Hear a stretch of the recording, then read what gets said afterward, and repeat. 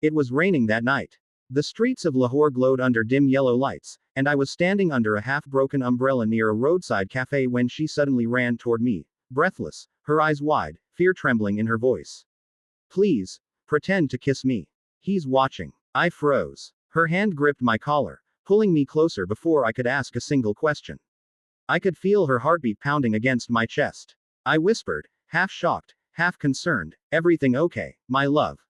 She didn't reply, just held on tighter. Behind her, a black car slowed down near the corner, headlights cutting through the rain. Whoever was inside wasn't just watching, they were hunting. That's the moment everything changed. My name is Aeon, a 27-year-old photographer trying to rebuild his life after losing everything in a car accident 2 years ago. I had lost my fiancé, my passion, and the fire to live. Photography used to be my escape, but after that night, every click of the camera reminded me of what I'd lost. That rainy evening, I was returning from a shoot when fate introduced me to her. She wore a simple maroon shawl, soaked from the rain, her makeup smudged, her eyes wide with desperation. The kind of look only someone running from pain could have. When she said those words, "Please, pretend to kiss me," I didn't know why I obeyed. Maybe it was the fear in her voice. Maybe because, for a brief second, I saw something in her eyes I recognized, brokenness. The car behind us lingered for a moment, then sped off. When she finally let go, she whispered, almost trembling, "Thank you, I'm sorry. I didn't mean to drag you into this." Her name was Zara. She was being followed by her ex-fiancé, a rich businessman named Saad, who couldn't accept that she had left him after discovering his violent temper and manipulative nature. We sat inside the cafe, rain still beating against the glass.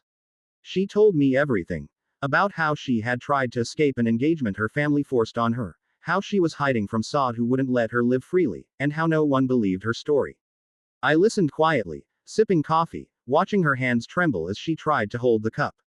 For the first time in years, I forgot my own pain. I didn't know why, but I wanted to protect her, even though she was a stranger. Before leaving, she said softly, "You saved me tonight. Maybe God sent you." And she smiled. A small, tired, but real smile. That smile stayed in my mind for days. Days turned into weeks. Zara started coming to the cafe where I often worked on my photos. Sometimes she brought her sketchbook. She was an artist, she said, who once dreamed of illustrating children's books. We began to talk, laugh, and share pieces of our broken pasts. She learned about my lost fiancé. I learned about the cage her family had built around her. Slowly, the distance between two strangers began to shrink. But fate wasn't done testing us. One night, when I was locking up the cafe, I found Zara waiting outside, pale, shaken. She whispered, "He's back. He found me." I didn't think. I just took her hand and said, "Come with me." We ran through the empty streets until we reached my apartment. I gave her a blanket and tea, and she broke down crying. For the first time, she wasn't pretending to be strong. That night, as she slept on the couch, I watched her, realizing that this was more than just protecting someone. It was feeling alive again. But the next morning, Saad came.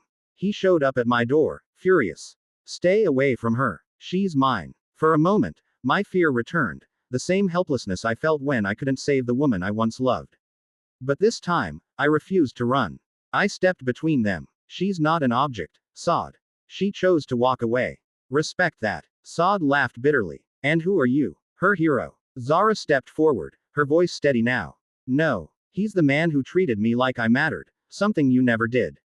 For the first time, Saad's arrogance cracked. He left, slamming the door. Zara turned to me, tears in her eyes. "You didn't have to do that." I smiled softly. "Maybe not. But maybe this time, pretending to be your love wasn't pretending anymore." She smiled through her tears.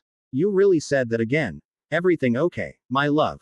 We both laughed. A real, healing kind of laughter. A year later, one of my photos won an award. A picture of Zara standing by the same cafe window where we first met, smiling as rain fell outside. The caption read, "Sometimes love begins with fear, and ends with peace." We opened a small art studio together. Her drawings, my photographs, a space for stories told by those who survived their storms. Whenever someone asked how we met, we both just smiled and said, "It started with a kiss that never happened, but changed everything." True love doesn't begin with perfection. It begins with protection, trust, and healing. Sometimes, Two broken souls meet not by accident, but because destiny knows they can fix each other in ways no one else can.